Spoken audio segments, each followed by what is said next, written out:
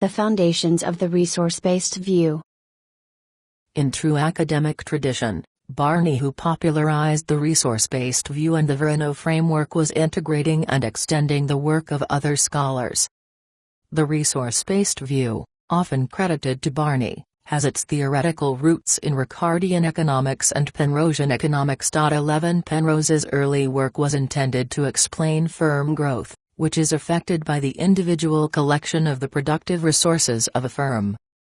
In contrast to earlier industry-based analyses, the resource-based view attempts to explain firm heterogeneity or differences, and why some firms achieve enduring superior performance when compared to their industry competitors.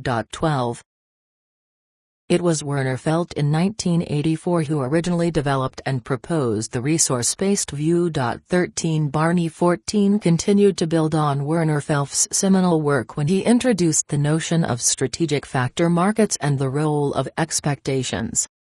The resource-based view was further developed with the contributions of Rumelt''s 15 concept of isolating mechanisms and Dirac's and Kuhl's notion of inimitability and its causes. 16 Barney integrated these concepts into later versions of his original resource-based view. 17 From the perspective of the resource-based view, a firm can earn sustainable profits if it meets two conditions: 1. It has unique superior resources compared to the resources its competitors control, and 2. Those resources are protected by some kind of isolating mechanism that prevents their diffusion among competitors. Barney 18 argued that in order for a firm to transform a short-term competitive advantage into a sustained competitive advantage, a firm's resources have to be heterogeneous in nature and restricted in terms of mobility. Grant argued that in addition to those criteria identified by Barney, levels of durability, transparency, transferability, and reliability are also important determinants for sustainable competitive advantage creating resources. If these conditions hold, a firm's bundle of resources can generate profits. Sustained advantage 20 and sustainable advantage 21 can be interpreted in the same way. Sustainability does not mean that advantages persist indefinitely, but that those advantages depend on the restriction against imitation or substitution. 22.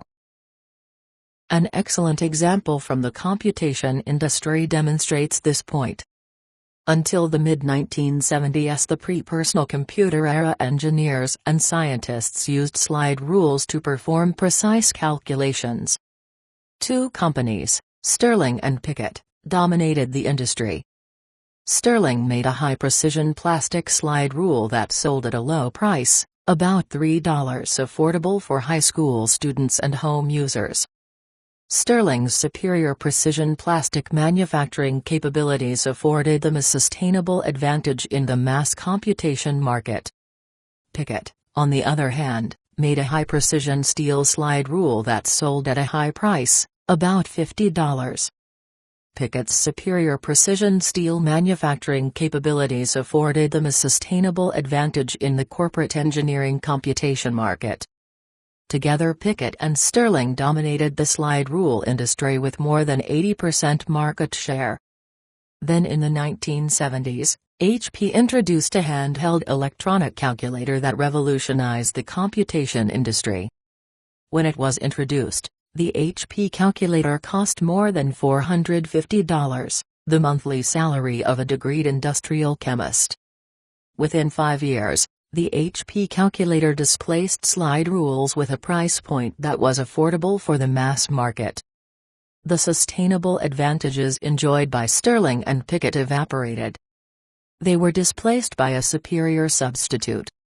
The famous economist Schumpeter would have described this as creative destruction. 23. A firm's strengths enable it to perform well.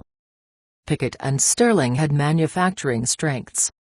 Within the slide rule industry, each had a competitive advantage, one in precision plastic and one in precision steel manufacturing. These competitive advantages influenced customers' purchase decisions. 24 It could even be argued that Pickett and Sterling had sustainable competitive advantage because their competitive advantages were difficult to imitate. The slide rule manufacturing core competencies 25 and high precision capabilities that each enjoyed were sustainable competitive advantages until HB changed the game. The relationship of these concepts is presented in Figure May 1, 2026. The resource-based view has been criticized for its all-inclusive definition of resources, its fixed viewpoints, and its disregard for environmental conditions. 27 According to Miller 28 as well as Preem and Butler, 29 the value of a resource depends on the respective product markets where a company competes in. So even if a resource is valuable because it has a low cost, is rare, and difficult to imitate, and not substitutable, and organized to be exploited, the product market determines whether or not the resource can maintain its value to generate a competitive advantage and ultimately profits.